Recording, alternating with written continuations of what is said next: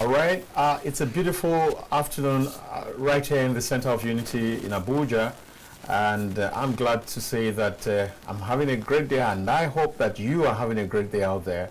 And as usual, I bring you the POLITY on Thursday, and my name is Dayo Omogun, and this program is coming to you live from the Abuja studio of King Adebayo Film and Theatre Arts Network Television, which is more popularly known as KAFTAN TV. Many times people hear KAFTAN and they are thinking, what's that? Or what, is this something to do with the dress design? In fact, Prof, I had that exchange with Prof with one of my guests this morning. And so that's the reason we make the effort to constantly explain what it is. So once again, KAFTAN TV stands for, it's a short form for King Adebayo Film and Theatre Arts Network Television. And on the POLITY today, we will be talking about the 2 years in office of President Bola Ahmed Tinubu. And we intend that for the entire period, we will be focusing on the economic reforms and how much of those reforms have come out right and have helped the economy to perform, helped the economy to grow. And so today I have with me two wonderful guests who are very well equipped to do justice to this topic. And from the far right, I have Professor Ken Ife. Professor Ken Ife is a development economist and development consultant, and is a consultant to several multilateral bodies. Talk about ECOWAS, talk about UNESCO, World Bank, and so on and so forth. In fact, even the Central Bank of Nigeria. Correct. Yeah. So it's very well equipped to do what we've invited him to. And so you're welcome, Prof. Thank you for having me. Right. This is your second time with me. Yeah, but I've been coming. But you've been coming on Okechukwu's show. Correct. Yeah, I linked him up with you. But he said he knows you before here. And I was coming from the beginning of this television. Right. Set up, yes. You're welcome. All right, and I have my friend Ben Agunloye. He's a public affairs analyst, and you have watched him several times on this program. He gives very articulate analysis and submissions. And so, let me say welcome to both of you. You're welcome. And so, like we already talked about, 2 years, just like yesterday, President Bola Ahmed Tinubu just clocked 2 years about 5 days ago, or 7 days ago, on May 29th. And there's been all kinds of reviews, and we will be looking at the policies, the policy reforms, and all that and all that. Now, let's have like a rundown, a list of some of the major policies that define this President Tinubu's administration thus far. Prof. Okay, give you the list, then Yes, you can come in yes. and take them down. Okay. The first, of course, on the day he was sworn in, he hit three things. He just says, one, subsidy is gone. Exactly. And it never came back. Well, what has happened is that we haven't seen all the subsidy money. About half of them are in the system. The other half, NNPC has to explain to us what he's been doing with it. All right. Then the second one was he said he had to liberalize the foreign exchange regime and bring convergence of those rates. He has achieved that to a great degree. He has, and commendable too. Then the third one was that he actually says he wanted consumer credit explosion. And that was a bit late in coming. And I spoke about that many times, asking them to focus those to manufacturers where you can begin to use that to replace the withdrawal of central bank from domestic finance intervention. Okay. But there are other reasons. When we come down to it, we will unpack it. Okay. But there were many others. You know, he quickly settled all the debt, of most of it, the 7 billion outstanding debt, settled that. but then they went into the PIA to fully implement the PIA. Now that's very interesting because we are used to having laws and no implementation. That he implemented, and we will go through all that because that accounts for the stability that we are having and near self-sufficiency on petroleum production. Then other areas include passing some bills like the Security and Exchange 2025 bill. He passed that. Revenue Mobilization and Fiscal Commission bill. He passed that. He went into full gear on gas, CNG gas, because gas is our own transition fuel for the global. That's our own. So for the next 30 years, we're going to be using gas, and later we can transit to green. And many other things like a lot of presidential orders. Yeah, executive yes, orders. A lot of presidential orders, and one of them was, in fact, the most recent one is slashing the upstream costs. And then we can discuss what that means. Right. And he also actually suspended some officers and ministers, some ministers, on corruption, based on corruption. And, you know, was twice elected president of ECOWAS. Well, and he seemed to be grappling with it. And now he has established Mel Fund, which is helping bring, you know, succor to students, indigent students who can afford their fees.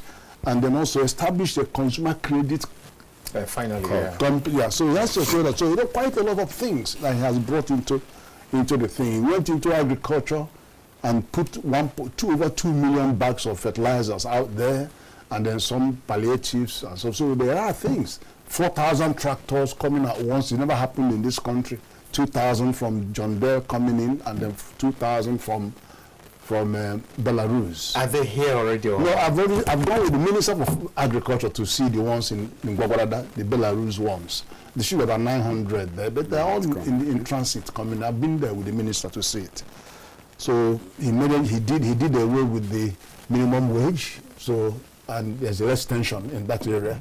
So there are many things you can credit to him by way of reforms and all that. And then we can open up the discussions as we go along.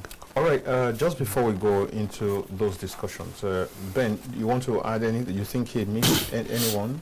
Well, perhaps maybe the tax reform.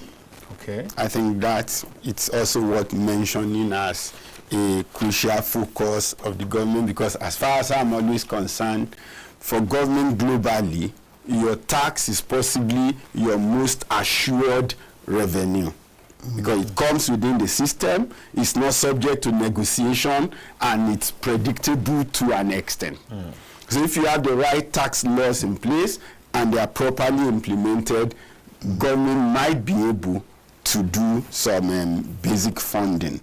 I think apart from that, Prof had literally covered all the ground. grounds. Okay. Yeah. All right, so now you mentioned quite a number, and I would like to ask, subsidy is gone, subsidy gone. Are we benefited? Has it been properly? I know you mentioned something about some of the funds that the government and the others with an from it being held up somewhere. Yeah. Now, so I'm asking, has it been properly implemented, especially because there was an angle to it that said there were going to be palliatives for the people, which to a large extent we have not seen, especially when you talk about CNG-powered buses. We still haven't seen any substantial intervention in that area. So, okay, let's take that first one. If you remember that the figure was very staggering when NNPC was the sole exporter of crude and the sole importer of PMS. And then you could get more than 30 products from PMS, from barrel up. But the only one is reported to be coming back, which is PMS. And then they turn around to the government and say, you are owing me. Go and find $4.5 billion in a year to come and subsidize that thing. Anyway, he says it's all gone. Now, what happened is that only about, that's World Bank report, only about half of that money is actually available to government to do what it has to do. And the government shifted a lot of it to governors. Because if you look at governors, they were sharing 700 billion, there is about 1.5 billion, more than doubled. Yeah. Okay. Then whatever was left from him, he had to use to pursue the CNG. The CNG is not just the buses, but the infrastructure. Sure, yes. And you have to get the gas first, and then you have to compress the gas, and then you have to now put them into systems. So there's a lot of money required there. Then he started grappling with the palliative. Of course, he didn't have enough money. NNPC has trapped half of that money in inefficiencies. Even as we speak? Sure. Well, you see the jury is out on it. So that was the handicap that he has in terms of meeting the expectation of a vast number of people. Now, the second point of it was this. That subsidy actually got transferred from public sector to private sector. I tell you why. If you look at Dangote refinery, last Christmas, over the last 20 years, we always have problems during Christmas. You have hoarding of fuel, you have long queues, you have disparate prices. Sure. Dangote stopped that. He has one price across the whole country. And for you to do that, you have to have equalization fund. And the equalization fund has gone with PIA. And then the marketers are saying you are owing us 100 billion. So that one is a work in progress, But the Dangote had to fund this equalization. And it cost him over 10 billion naira to maintain that price across the whole country. And so when he did that, and of course he did it on the back of naira to crude approach, which is actually in the PIA. Right. But the president had the courage to say, look, I'm going to have to do this, you go ahead. But they need 5-6 months. And then after 6 months, trouble began, because the NPC were trying to withdraw that and all of this, that, and then they said that 2 of their refineries are ready, and they were producing, all they're producing is naphtha. They're not producing PMS, as far as we know. So there was a massive importation of 200 million liters of PMS. And that was a total violation of the PIA law. Because the PIA law has so many provisions. It says, look, the midstream and downstream authority should keep track of what is the local productive capacities of refining, local refining, and then advise the upstream on what is required. So the upstream will now issue schedule to those who are milling, who are producing the crude, to satisfy local demand first before exporting. That is the law. And then they will also use the information that they gather to know whether there's a deficit in petrol supply, PMS supply, or this. And there wasn't any, but they still issued license for massive importation. And even at that, the law also requires that if you do import, the stakeholders involved in this business will come and witness that what you imported complies to the standards. Right. And some of the standards are about 11 things that are measured, and that American International Standard is used for this purpose. It includes density, specific gravity, pour points, sulfur content, there are the octane number, there are about 11 of them. Now, NNPC for all these years doesn't have a standard internationally accredited laboratory that can do that. Now, even the midterm, the medium, what do you call it, this NMD PRS thing, they still don't have one. Even the only person that has is Dangote. So all of them could have just taken the sample and go to Dangote to check it, and then if it's fine, then fine. That's become one part of the problem. But to be bringing and dumping substandard fuel in this country is unacceptable, because this fuel cannot be sold in the countries where they are refining them, because they are short of the standard. And in January this year, ECOWAS guideline, the deadline passed that we shouldn't be importing into the ECOWAS territory any PMS with more than 50 ppm parts per million sulfur. But the ones that are bringing many times more sulfur. So you can't argue. How can you argue? Competition. You want competition. What competition? Competition with quantities that are here producing and then bringing in substandard products that are injurious to our health and then destroying our machines and engines. Is that what you're going to use to enforce competition? So it doesn't add up. It just does not add up. So the fact of this now, the subsidy story is a revolving story. So we'll have to see how it plays out. But I can tell you that I have suggested that NNPC should go to the capital market. And I've said it since 2003 or 23, go to the capital market. And then secondly, get off the downstream. What are you doing with downstream now? You know, if you're not producing the petrol and sending to your retailers, your retail units. So in that business, get rid of those. Get private people to take it. And then if you are producing your refinery, then decide what you want to do. You can have modular refineries to take your product and then refine and bring in those that have catalytic units and produce PMS. Or you just keep quiet and behave like any other decision, in a lot of distortion. But that is just a part of the story on subsidy removal. Subsidy removal. Yes, it's just part of the story of subsidy removal. Okay. Now, what is your take on the same issue? Because there is the hue and cry out there that, yes, this man says subsidy is gone, but there should have been the human face to ensure that people don't have to get consumed in the process of taking away subsidy. Well, I think that fundamentally we have this issue with us that a lot of time, too many of us are superficial. We look at things on the surface and from the surface. We need to look at subsidy. Genuinely, what part actually benefits the people? What part goes to service the corruption? What part go to deal with the inefficiency? It's actually three, in my opinion, is three. The people, the corruption, and of course the inefficiency. Correct. So how do we balance the three? To an extent, we might say that the corruption has been reduced, but the inefficiencies are still present, and the people have been exposed because it was taken away from so them. They were the ones who have lost fully. Now, yes, we talk about CNG, and I would always say, when we talk about this thing, the issue of subsidy removal and non-preparedness did not start with the president. In February 2022, the then President Muhammadu Buhari has said, we are delaying implementation of subsidy for 18 months. That was in February 2022. Yes. That was when you would have expected Labour to step up to say, look, if we have 18 months to get here, what is the roadmap for us? How much are you putting in the budget to bring in the CNG buses or the electrical bus cars or electrical tricycle to bridge the gap that will eventually be created? But for 18 months, everybody went, or for 17 months, everybody went to sleep. Constructive notice. To have prepared about it. for it, but no preparation happened over that 17-month period.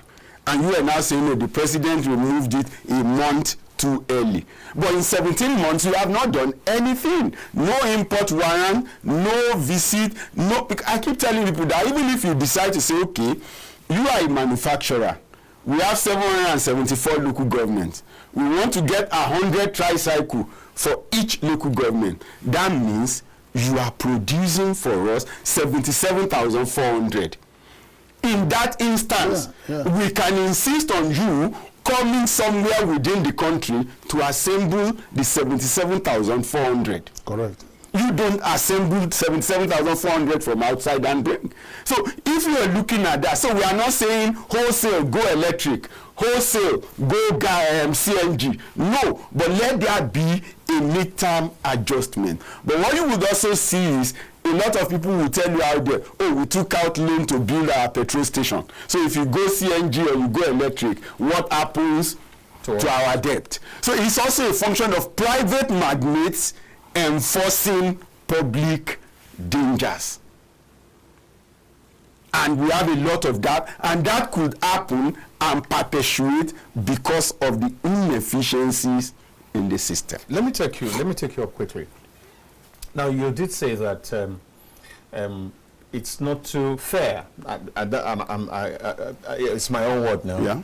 It's not too fair to accuse this president of not preparing. Yeah. Because before him, there was a 17-month period that was not properly used. Yes. Now, if indeed that was so, if that was the reality, is that not enough reason to have slowed down and do the needful to a large extent before now implementing the subsidy gun thing? Well, I think it was in the days of the June 12 crisis. Somebody came up with this analogy. I can't actually remember who among the Yoruba elders did at the time. He said, because a child is afraid of seeing blood every month, that's the menstrual cycle, she went and got pregnant. He said, at the end of the 9 months, the blood she will see in one day will eventually be more than what she has avoided for 9 months. The practical reality was that we were running a system that was no longer sustainable. And if you don't get out of it, if you don't take the bold step at some point, you will not get certain results. So where we are when he came in, right, was number one, if you decide to say, I will remain with this system, there will be issues. I can't remember now whether it was Autumn of Fury or the Republic. Anwar Sadat was quoted as saying, NASA left me on the rail track with my hand chained. If I don't do anything, the train will come and will crush me. So I have to take action. I think that was the reform that led to those ministers resigning en masse, maybe in 1973 or 74. There was a time about 6 ministers went to the train station and said, to the TV station and said they have resigned. And he was at home doing his wife's birthday or something. And then he too went to the television camera to say they have exercised their freedom to resign. I have exercised my freedom to accept their resignation. And then went ahead to pick up young officers who will become chief of army staff. You know, made some sweeping changes. But that's Egypt and its military. This is Nigeria. So there are certain things. We need to give it to the president when it comes to the area of gut. I would say that he has taken bold step at some point. Yes, it would have negative effect on the people, so to say. But even if you remain on the other track, it will still have negative effect on the people. And this maybe worse. Yeah. So if you have a negative effect that may take you on the path of a positive solution, a possible positive solution, then it's a better path to follow. All right. Now, Prof, is the centerpiece of policy should be the human being, isn't it? Without a doubt. Good. So if the policy will hurt the people, no matter the highfalutin grammar, no matter the beauty of it on the tables of the IMF, on the tables of the World Bank and all that, I mean, shouldn't we consider the people ahead of every other consideration? It's the consideration of the people that made that decision expedient. Let me tell you something. There are two things I have to tell you. One is that the situation of Nigerian economy when Tinubu went in was like an economy that was in intensive unit, hanging on a cliff, about to collapse, about to drop. So what has happened is that over a period of 1 year, he brought them out of that intensive unit and they are in a recovery position. Now, as of January this year, they are now up and running, reducing energies, and But second one is that Tinubu, what he did was he started the hornet's nest. Hornet are bees. Yes, the bees. Yeah. He started it so that everybody could see through and see the magnitude of the challenges that we have. Not removing subsidy is knowable. You could see some results, but I want you to also look at how that subsidy was actually going to eventually be turned around. It is about making way for you to implement the PIA that allows the private sector to sit properly and then transfer that subsidy from public to private sector. That's what the competition will bring. As Dangote has invested $20 billion there, we have over 100 marginal oil fields with NNPC that they should get rid of so that people will come into we have modular refiners. How much does it cost you to set up a 20,000 barrel of modular refinery. It's only $75 million. Yeah. If you want to refine to PMS using catalytic converter, then it's another 25 million, it's 100 million. It's 100 million. All the 5 oil majors here can all build 1 or 2 within 6 months. So that's why I say to them, I feel so sorry and so sore that some of the marketers, retail stations are closing down. They shouldn't close down.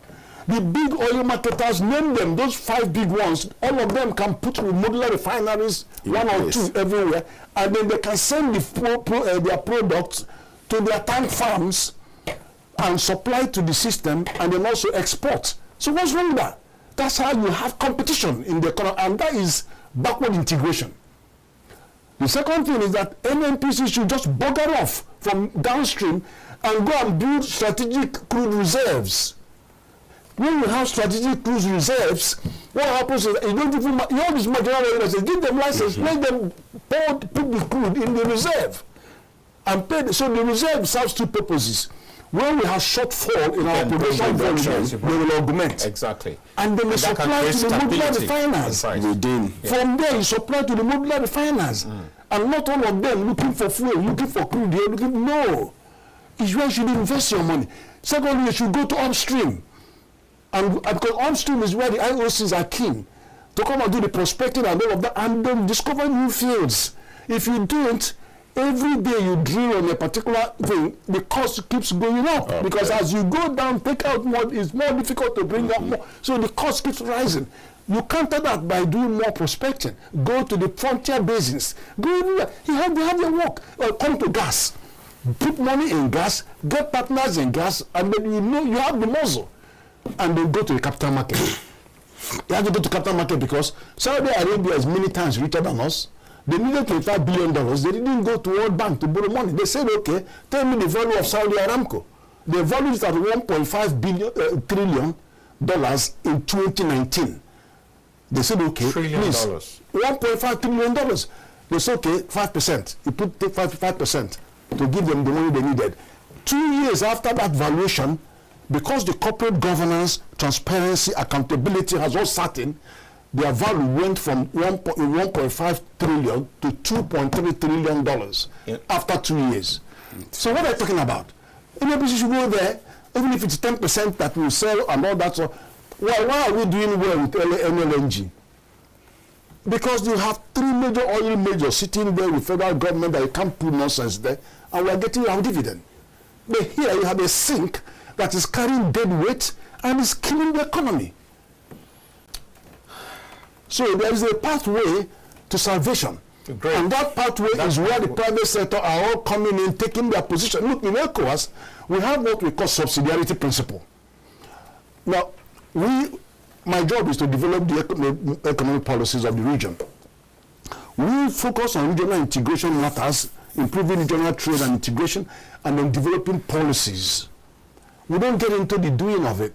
We give these policies to the member states to carry out. Subsidiarity principle means leave to the lower authority what they are best suited to deliver. So we now expect we encourage the federal government to do the same with state and local government. Focus on what you can do and let them do the ones that they can. When NNPC, the game is up, they were stampeding everywhere. Now that we have private sector that are expressing their muscle and doing business, exporting cargoes of fuel to America, to Saudi Aramco, what is that talking about? It's the time for them to reassess their position and then find areas where they can be competent. But this is the point. And stop wasting government money, people's money, and kissing all this hardship is coming from that inefficiency in that system. In this system, yeah. Wow. I see, Prof, both of you are very passionate about all this. Now, let's take, I think I want to... We don't look at the banking reform, because banking is very important. Which one? No, the banks, the 4 years, because that is so critical. Now, we saw a situation where people were making money, because when you have that big gap of over 200, 300 between official rate and black market rate. Yes. It's called arbitrage. It is. So you can sit down and collect some dollar and sell it and then make money. So we were making money. Huge money. 2 things that also happening were at the same time our economy was dollarized. which means that some places they don't even accept naira anymore. They quote in dollars and all of that. Then the third thing was that it fuels speculation. Yes. And people were now speculating on our currency. And you know, when people are speculating on the value of the naira going to drop and drop and drop, what will you do? So what has happened was that we needed to close that rate, and we needed to be able to have strong monetary policy management that allows investments to come into the country. First of all, you needed to deal with the outstanding liability, which was that 7 billion. We had to find money to pay that. Okay. And then the government quickly, as you saw, securitized revenue on crude from Afrexim Bank and then did on gas. But the policies had to come in to close that gap. Now, why is it important to close the gap? When you close that gap and remove the arbitrage, even though we still have dollarization, what happens is it sends a signal to investors, especially the foreign portfolio investors. So they were coming. Where they are coming is that they can borrow money at 3%, 4% in their constituency and come here and buy treasury bills and instruments at 10%, treasury bills at 20%, so they can have that, they can make that money. But they can only make it when you can hold that rate for them. And then that's number one. So holding that rate encouraged them to come. But it couldn't encourage FDI to come, because FDI, foreign direct investment, is concerned about the market condition. They are looking at the power, paucity of power. They are looking at the food security. They are looking at high cost of petrol and transportation and all of that. So they shy away. Now, but there are other things that are also happening, because when the central bank decided to look for, it has to focus on increasing the supply of dollar, because this is any price mechanism, whether it is forex, whether it is inflation, or whether it's a monetary policy rate, interest rate, they're all price. In any discussion about price, demand and supply. And supply comes in. Yeah. So you have to manage your demand, forex demand management. Then secondly, you have to create an inflow of dollars into the economy. So that's why they decided to do all these policies. All the banks say, look, your net open position on foreign currency is close to 20%.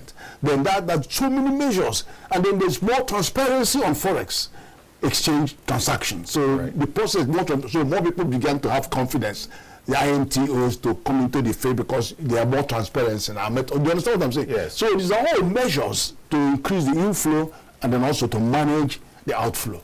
All right. Now, you just talked about trying to increase the flow of dollars. Yeah. Now, one major way by which that can be achieved is if we can up our game in the manufacturing sector.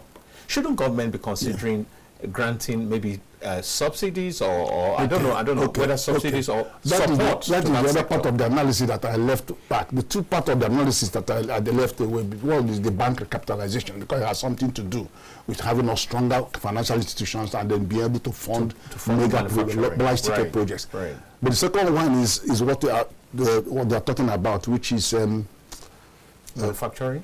The manufacturing sector. You see, the bank has to manage liquidity. Somebody previous administration printed 33 trillion naira. Now, when you print that money, it's only inflation that you are printing. So they have to suck this money out of the system. Although we have securitized and converted into long-term loan and all of that, but when you look at money supply in the system, is humongous.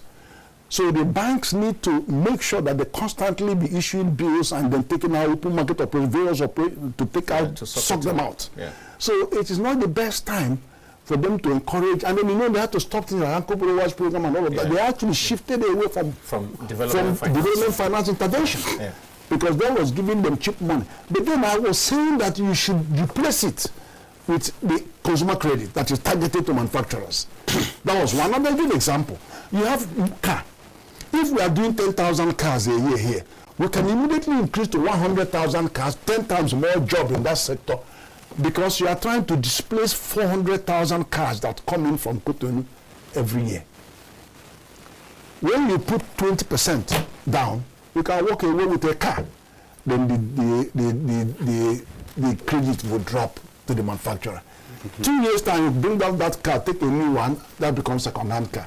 So you create 10 times more job, increase output, resources hit them, and they will block. If you have those 400,000 cars, it costs you not less than $10,000 per car.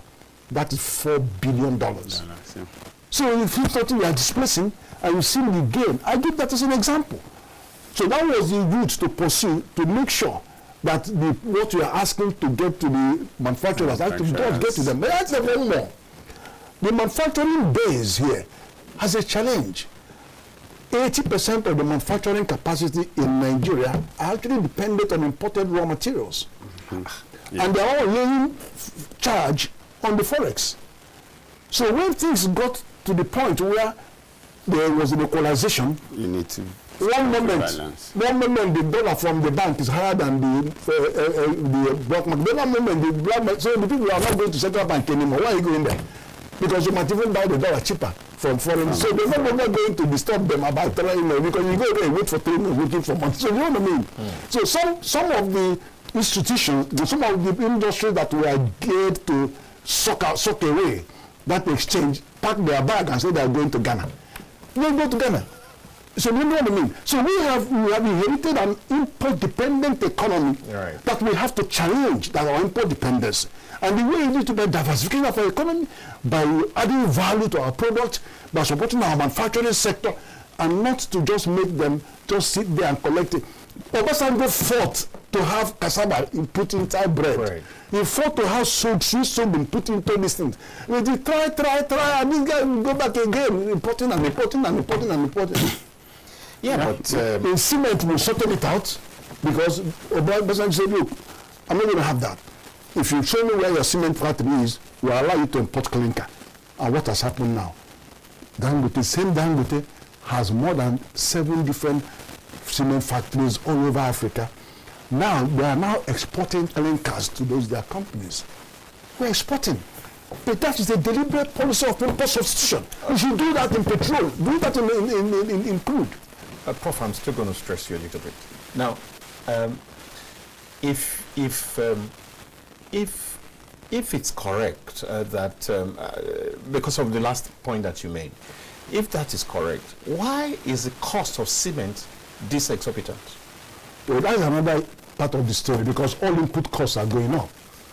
Look at the cost of, first of all, rail is the cheapest form of transport, most effective form of transport of bulk goods on long distances. Right.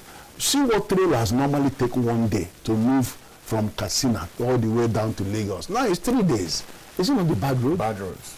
And they have checkpoints. They have all kinds of things. And they have insecurity. So all of these are, and the power has never been able, our economy was never designed to have power for industrial development. The design of our economy was to have power for domestic air conditioner and all of that. Nothing about it. That's why, that's why our economy, with our 230 million people, we are still doing 5,000 megawatts. And we are 4 times the population of South Africa. But they are doing 58,000 megawatts. Exactly. So per capita, they have 40 times more power per capita than Nigeria. So is that the design of a country that you expect to industrialize? You were designed to be a producer of raw materials that will be taken out over there to Europe to be processed. That's why they gave you an European partnership agreement that says we want 80% of your import. So if you give your 80% of your import to them, you will not have any business to do with Africa, with India, with Japan, with China. Can you imagine? That's the design. So you have to know the political economy of where you are supposed to be, and all the forces around you that are perpetuating you stay there. All right, now, okay, let me come to Ben. Now, you have this this closing of the gap between the arbitrage, the removal of the arbitrage, but you also have a part of that of the new policy concerning forex where it's left to market forces. Yeah. The price is determined by market forces. And many people have complained that that is hugely risky and that you can't have that and have the removal of subsidy and all that together in one breath, at once. What do you say to that? Well, when you come to closing the gap or removing the dual rate, I will say that it's a good decision. Yes, it's a good decision. Because when you have the dual rate, when you have the dual rate, I do small importation by virtue of my technology orientation. But when you need your $200, you will realize that you can't queue in the bank. You will never get it. You need to go to Zone 4. The bank says it's 400. Zone 4 says it's 700. But you will get the 700 and you will pay. And maybe in 3 weeks down the line, you get the materials that you require and you can go on with your process. So to a large extent, and people who are going to on holiday, who are connected within the bank, have access to the PTA and the BTA, to the PTA, and they get it. But you that need it for business at the far cheaper rate. Yes, they get it at the official rate. But when you queue, you are likely not going to get it, or they delay you forever. So why then do you need that gap? Right. Because even when they take it in the name of manufacturer in supporting raw material, we can't be mentioning name here. But I knew a year when production was not happening in a particular factory in Lagos. But by mid-year, they had already declared that they have exceeded their full-year target. Go and check. What was happening was they were doing dollar round tripping. Correct. They were doing dollar round tripping. That was what the factory was doing. So they were not importing any production. They were not doing any production. They just of course, the gap now is, before we stop it in 2023, was so wide. You can take 400 from CBN and we sell 700 the same day in Zone 4. That's a difference of 300. So a difference of 300. So it means if you get $1 million, you are making 300 million naira profit without leaving your office. So I think that was absolutely not sustainable. I agree. That was not sustainable. Yes. So, but when you say don't leave it float, now when you don't have control over that, it's not like you have excess. Why are you controlling what you don't have control over? It's not like the NNPC will give us enough. It's not like the CBN has enough to give to everybody that is making requests. So in the end, there will be favoritism. In the end, we don't even have the right data to deal with these things. So sometimes it might be okay to leave it to float and stand back to monitor where the gaps are and see how you can continue to close the gap. So it should be a case of intervention, not a case of control, because you don't have the necessary resources to exercise that control. And we need to know across our system, like we would always insist, 60% of what we spend, both in the public and even in the private sector in Nigeria, goes to funding efficiencies. So until we can make our system more efficient, there are certain things we should not copy from anybody. All right. Let me say this. So, yes, you have a beautiful argument there, but I'm asking, what if by allowing it to float, we get to the point where, I mean, even right now, the rates they have crossed the roof. Yeah, so, and that also is not sustainable for those who are doing business or even for any other purpose. Today you have a situation where $1,000 translates to about 1.7 million. Yeah. So, I think that it is not out of place, Prof. I do not think it is out of place for the government to try to rein in. Well, what we have is called managed float. Okay. It's being floated, but it is managed. No, it's floated. But the thing is, what are you managing? What we are managing, the fallout. For example, the challenge before the central bank was, how can we liberalize the market so that dollar will be flowing in, and enough dollar just to meet the demand that is there. That is what their major problem. So that's why they kept on tuning the intervention to ensure that the money comes in. And one of the way they tune it was on raising the rate, the MPR rate. They keep raising the MPR rate for two reasons. When you raise the MPR rate, it's a baseline. Then the overall lending rate goes up. the treasury bills will be quoting at a higher price. They will be quoting 20%, 22%. That's very attractive to those who prefer investors. The second point is that you must maintain zero tolerance for spread. That also encourages them. It makes them feel that they will be able to get back their money after 12 months at about the same rate they bought it. But there's a third one that was making central bank move up. That was because there was a negative real interest rate. You know, under ECOWAS, we have what we call 10 macroeconomic convergence criteria in ECOWAS that we want all the countries to converge on. One of them is single-digit inflation, 40% debt to GDP ratio, then 4% deficit to GDP ratio. We have all those. No negative real interest rate. So when your inflation is above your lending rate, you are negative. Think about this. You put in 1 million here today, hoping to get 20%.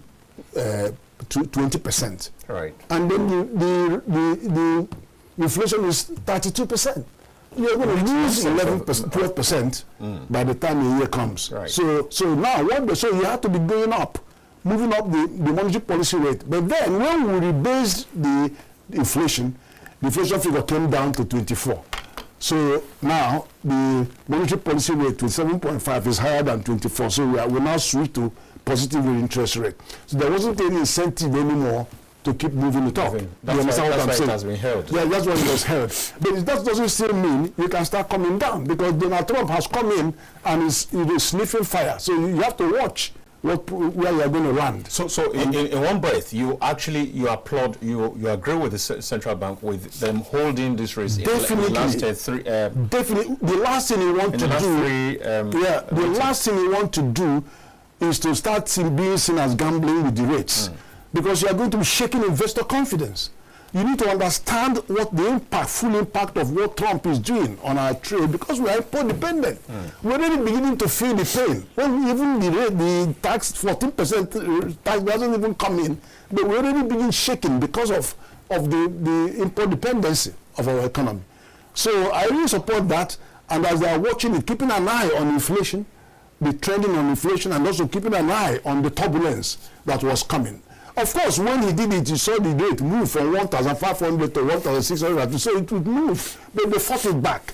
So what then we dip our hand in our reserves to fight back to bring it within range. So that was intervention, you know. All right, now also these people were taking their money.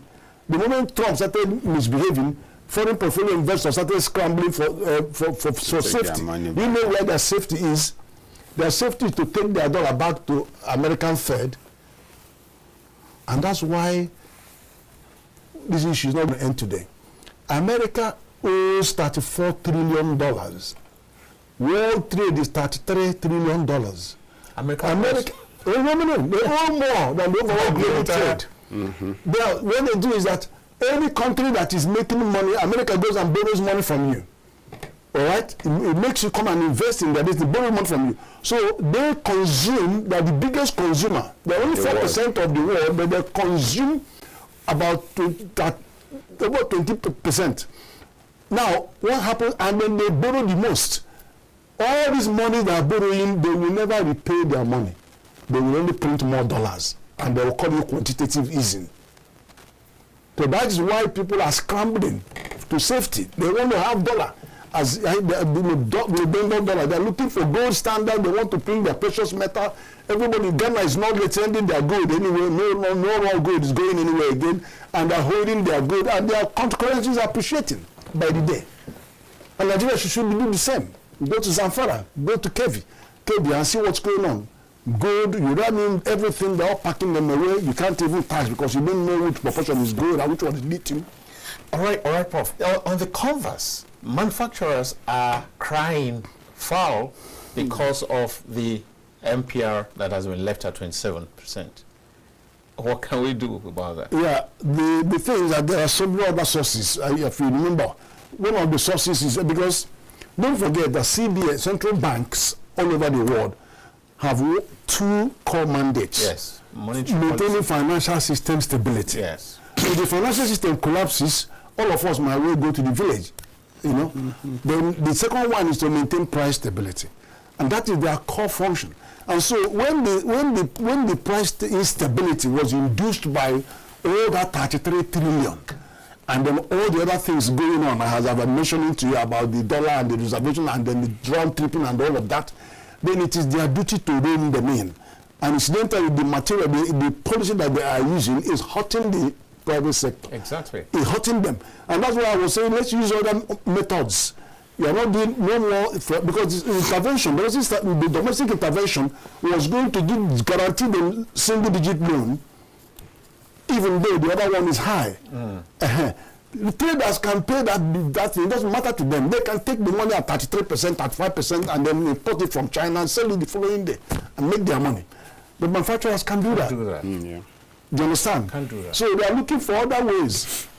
All right, you know, I also want to know, on the exchange rate, what you also want to see is, yes, the exchange rate is high, but as against the dual window, which even some manufacturers, if they apply for, may not get.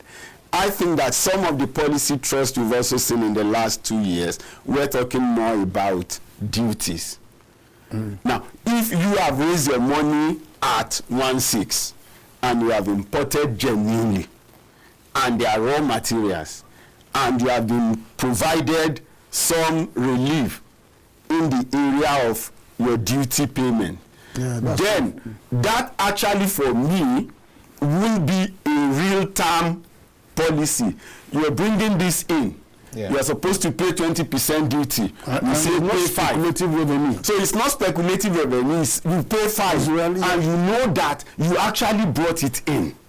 Now, where I would also have issue is, I hope that between the customs and the people involved, that there will be transparencies and truthfulness, because again, some people might begin to bring items that are not raw materials and begin to demand for the subsidy, the tax, for the relief, the duty relief that should go for the manufacturers. Because for me, that is a better way to support the industry than actually creating dual exchange rate. Okay.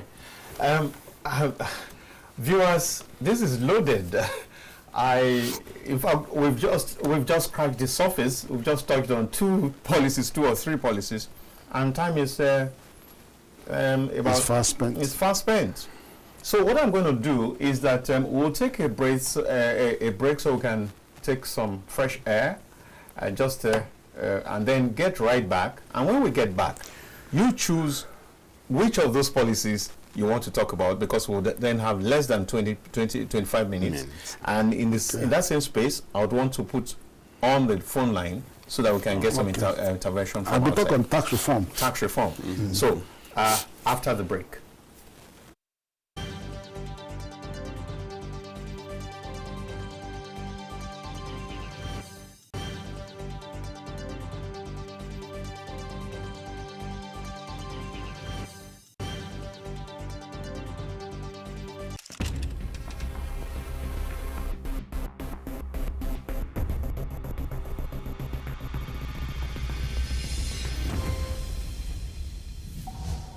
In the beginning, God created a beautiful world. 3, 2, 1. Action. And that's why, at KAFTAN Television, we imagine a beautiful world.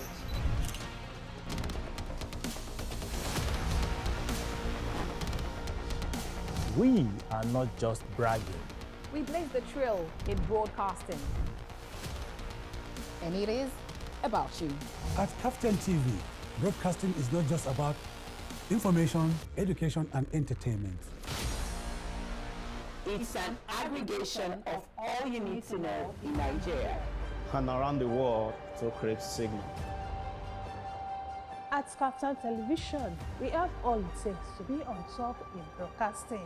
Our mission is simple: to project Africa in a truthful yet positive manner. 3, 2, 1. Action. And that's why, at KAFTAN Television, we imagine a beautiful world. We are not just bragging. We project Africa in a truthful yet positive manner.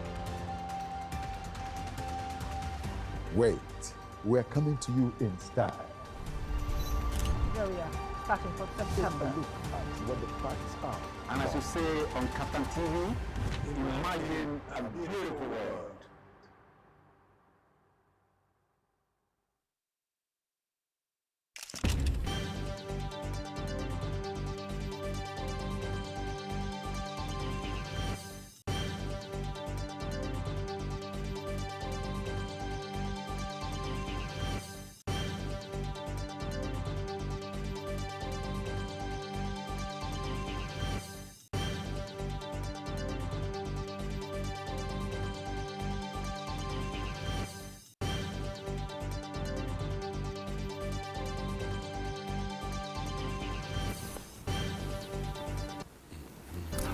All right, you're welcome back to the POLITY. We've been talking about the economic policies of the Tinubu administration in the last 2 years, and so much has been said thus far, and I know that there are probably some people out there who are itching to contribute, and so the number is open now, 08029938365. I'll do that slowly now, 08029938365. And so please do yourself the favor to call in, and do us a favor as you call in. But remember that when you do call, the volume of your TV set has to be low, and you should move away from the set. And as much as possible, I advise all the time, put down the major points of what you want to talk about so you don't have to ramble, and so that you can save time and you can be eloquent and have your day on TV. So we expect your calls from now. So, Prof, so we agreed that we'll be taking a look at the tax reforms. Let's shoot. Okay. Now, the tax reform yet to be implemented, but has been approved by the Assembly. Now, it's something that promises growth, because when you look at our growth forecast of about 4%, I think it should actually be about 6%, because the four measures of GDP are household consumption, investment, government, yes, because investment is what is the industry investing, okay? Then government expenditures are about 5 to 7%. Then you have the foreign balance of payment. Right. Now, our balance of payment has switched from negative to positive, yeah, because of the fuel subsidy removal. So it's now about $6.8 billion positive. That helps GDP to go up. Now, if you look at the tax reform went down to citizens and look at households. What is it that they're spending their money on? Let's get away any tax related to all that. Remove the VAT on education, food, and all that stuff, health and all that. So what you are doing is that you are increasing their disposable income. Yeah. And with that disposable income, they can buy more. And that means aggregate demand will go up. GDP goes up. Then we also came to the MSMEs and said, oh, now this 42 million MSMEs, well, just 25 million is the threshold for them to start worrying about tax and all that. Move it up to 50 million. What you are doing there, you are leaving the companies, small companies with disposable income, to keep the jobs, to create more jobs, and to produce more. Aggregate output goes up, and that's GDP going up. Then you come to, because when they are doing that, they are investing it. That's why you are having investment. Then government expenditure, you see, has always been on the rise. So you have the household is taken care of, government expenditure, that one, all of them coming together could now force the GDP up.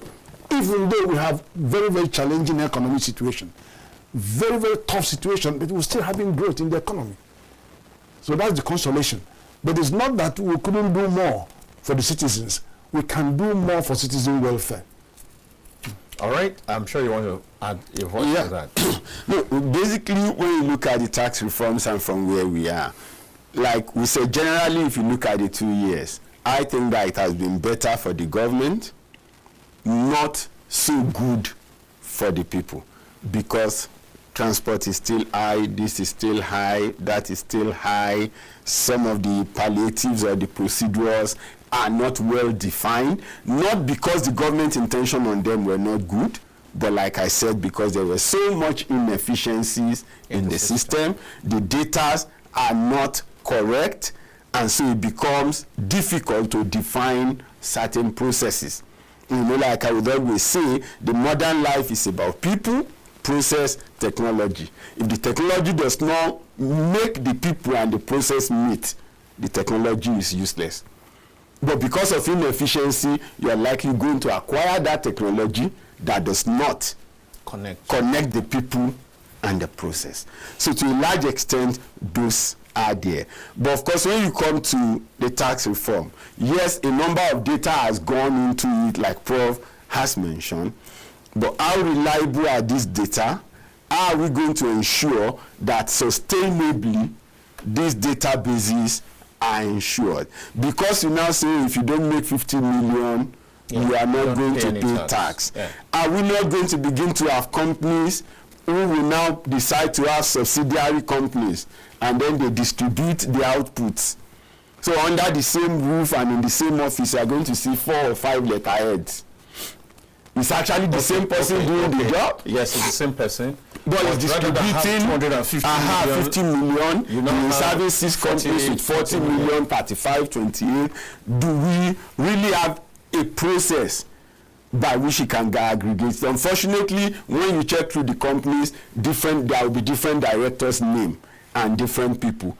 So to a large extent, we also have a system where people are crafty enough to the extent that they won't falsify records. No. I think the good news will be that that's not the problem of government. It will be that government has done its part and is well-intentioned, but it is us now working against ourselves. Exactly. I think that's for government, because we're assessing government. No, it will eventually that's what I'm saying, but on the bottom line, it will affect the government. Because it means that even though you have given waivers to those who cannot afford to pay, then some people who ought to pay are now going to be hiding under that window and circumvent it, and they also end up not paying. It's a good point. What it really requires is for government to also factor in these and begin to find ways and means, put in mechanisms of establishing those who provide false information and dealing with it. I think that every policy will come with its own challenges. Yes. And so now let's take a little bit more a look at the tax reform. It came with so much controversy. It came with rejection. It came with resistance. Why was this so? No, I mean, it was initially misunderstood, because some calculations were done, especially the VAT side of it. Yes. It was found that much of the VAT were actually being claimed by Lagos and Abuja, which is not where they originated, because it's a consumption tax. So the people that are actually generating it should get most of it. But I think it took a while to reconcile that. But let me tell you something. You are doing a review on the 2 years.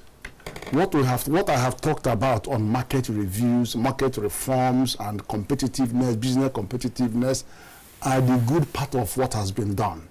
But there are the not so good part of things. Great. And there are in fact some ugly part of it. So you can't just glorify all the good things that the government has done.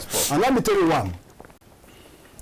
Why spend hundreds of billions of naira fighting corruption when there is a law, a fiscal law that stops any civil servant or any public servant from taking 1 naira of government? Why? Why do we continue to have fiscal dominance over monetary policy? And why is it that the fiscal continues to be the problem candidate? Now, we have a law that says it's a fiscal responsibility at 2007. Now, bear in mind that borrowing is on the exclusive legislative list. Okay. It's not on concurrent. It's not on residual. All right. So state governments and local governments, they can't actually borrow without approval from federal government. Yes. And if you look at the borrowings every month, every year from debt management office, you can see that over 80% is federal government, even other small ones are for the other. But what that law says is this, The law provides for fiscal strategy paper that projects into the future and give you all the benchmarks for you to do budget. It also provides for medium-term expenditure framework, which is the framework for budgeting and all that stuff. But it talks about debt management, debt sustainability. It talks about transparency in public finance management. It talks about accountability. It talks about prudence. And let me give you some idea about it. It says there's nothing wrong in borrowing, but it says you can only borrow for long term. And long term means 10 to 30 years or more. Right. You can only borrow for concessionary rates. And we understand concessionary rates to be like less than 3%. You can only borrow for capital expenditure and human resource development. Capital expenditure we understand to be infrastructure or productive activity that can be able to repay the money. Right. It also says, and then human resources, health, education, employment, and enterprise. It doesn't include poverty reduction. It doesn't include paying salaries. The law does not allow you to borrow money to pay salaries or to pay, The law also says that you must carry out cost-benefit analysis of any debt you want to incur. That is to ensure that the integrity of the borrowing, that there are actually sound case that you will be able to repay that money. Right. So what those two things are actually telling you is that the law is actually looking at, in any loan you want to borrow for infrastructure or whatever, you should be having a discussion on economic corridor, on industrial corridor, on commercial corridor, on residential corridor, so that when that infrastructure passes through there, there's a possibility that one, PPP people can come and run PPP on it. There's a possibility that you can earn enough money to be paid, maintain it, and all that. It doesn't allow you to just do anything that doesn't have economic value for you to be able to recover. You have other monies you can use for anything that tickles your fancy. If you want to share money to people, go and get this. The World Bank should give you their grant money. And you know, so that in this Christian bill, you 65 million, go and share that. You collect your internal revenue, you can share that, do anything you want to do. So you have serious issues with our borrowing. Yeah, there are issues of lack of transparency. Exactly. There are issues of lack of accountability. Of not following that framework that you just talked about. Yes, so now, the law actually in section 41 says any financial institution that lends money outside this framework is unlawful. It is there in the law. So monies are being borrowed. You can't find, where the thing is this: where you cannot do cost-benefit analysis and assure the integrity of that borrowing, you should not. Then it's like issuing a commercial paper. It's like, give me money, I pay you back in 5 years or 4 years. It's like issuing a promissory note.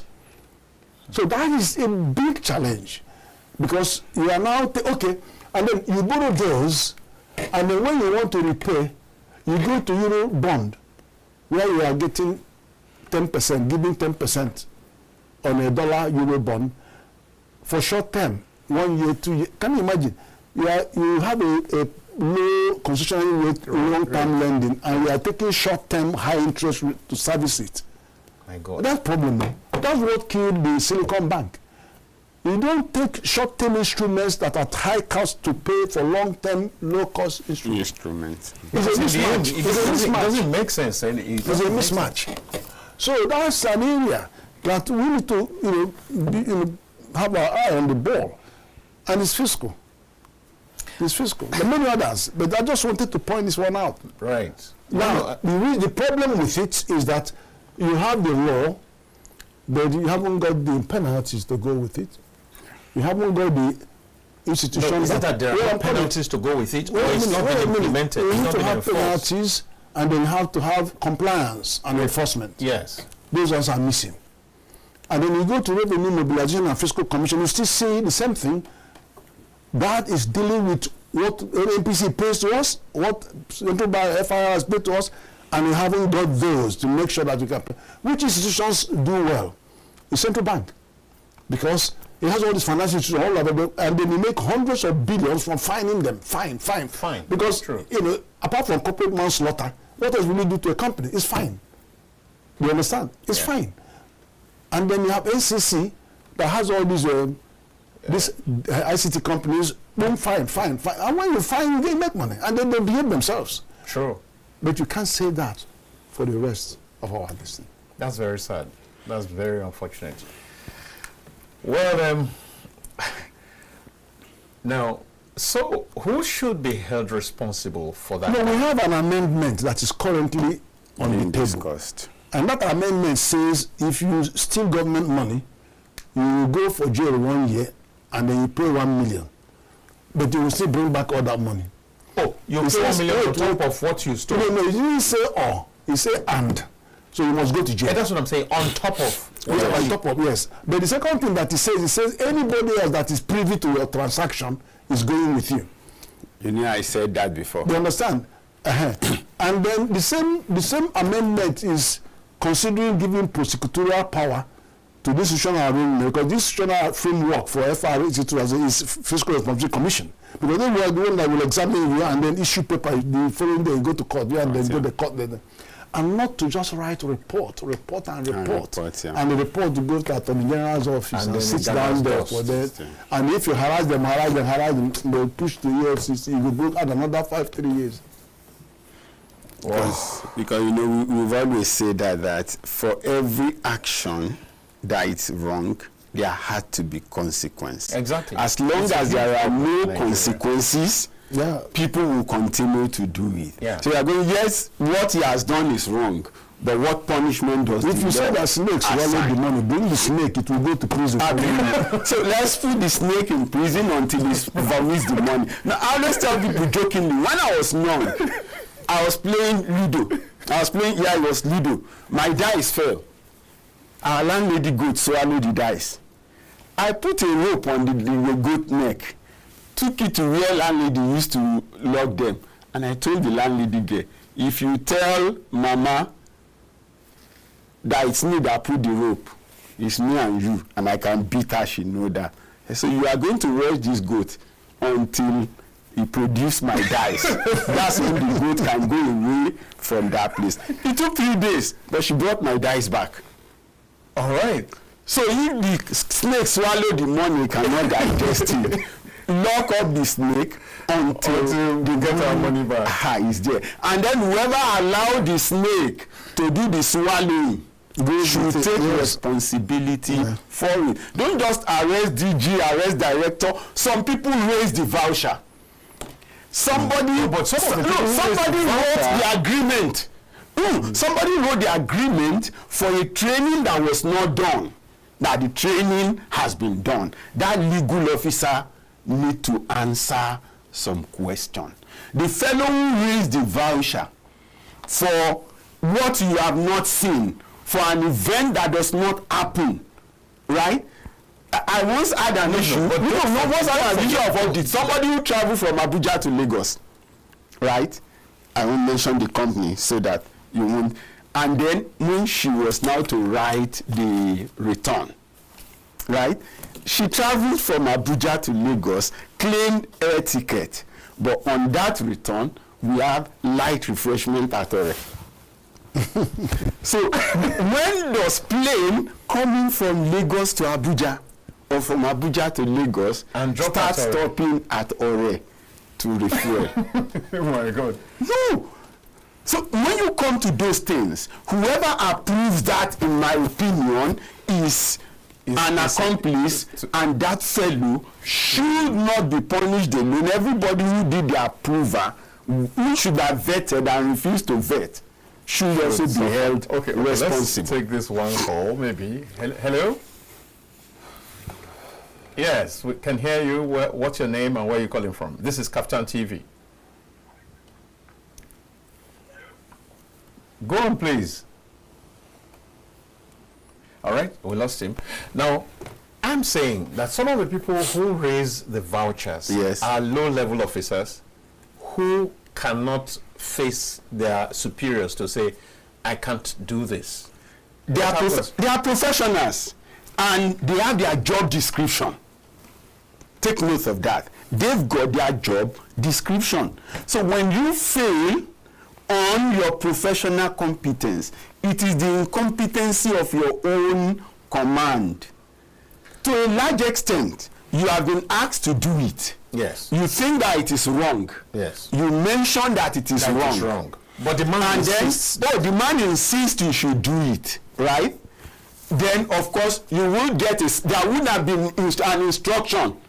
It won't be verbal. Okay. Written instruction that says, process this. And then you keep a copy of that written instruction. So when the cases happen, or when you are now being called, it will be on record that you actually raise a challenge. Now, this might not be appropriate to say, but I still remember when somebody was plant officer in the military in the 70s. He was just a lieutenant. And then a colonel came and said, send a generator to my house in the village. And the plant officer said, well, sir, can I have a note or a written document? That's already disrespectful to somebody who wants to perpetrate fraud. Instruction. The man did not say, he went away. And when it was time for appraiser, he wrote on the young officer's appraiser, this officer is never to be promoted again. And then passed it. T.Y. Danjuma was the chief of army staff at the time, I was told. When the document got to chief of army, to T.Y. Danjuma, he kept it aside. When all they are now gathered for officers' conference, he now called out that corps commander. Can you tell me why this man? All right, Ben. Who is this young officer should not be promoted? Hello. We can hear you.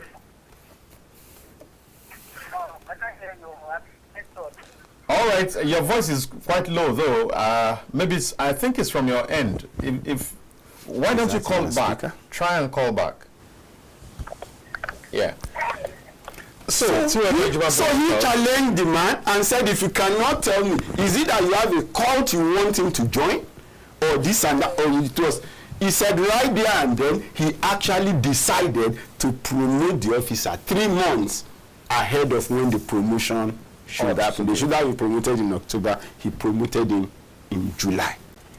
You understand? But that was because he took his time to look at all the other comments. If he was acting only on the last comment, he would just have approved it, and they would have killed the young man's career. That's it. Forever. That's it.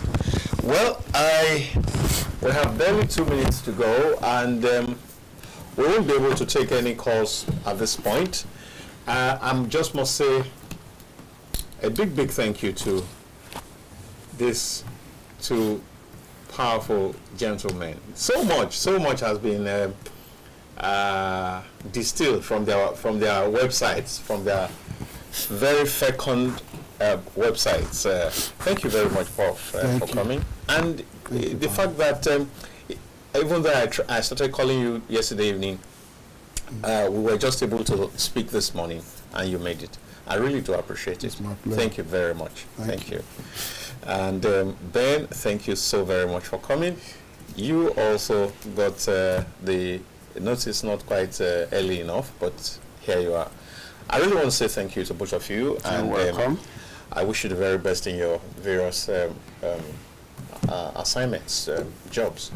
And I want to say thank you to my production team, Bright, big job, Sami, everyone, Ephraim, every one of you. Thank you very much for all your support. And thank you, dear viewers from around the world. Please stay tuned to KAFTAN TV. And do join me this evening at 8, from 8 to 9. I'll be on Matters Arising.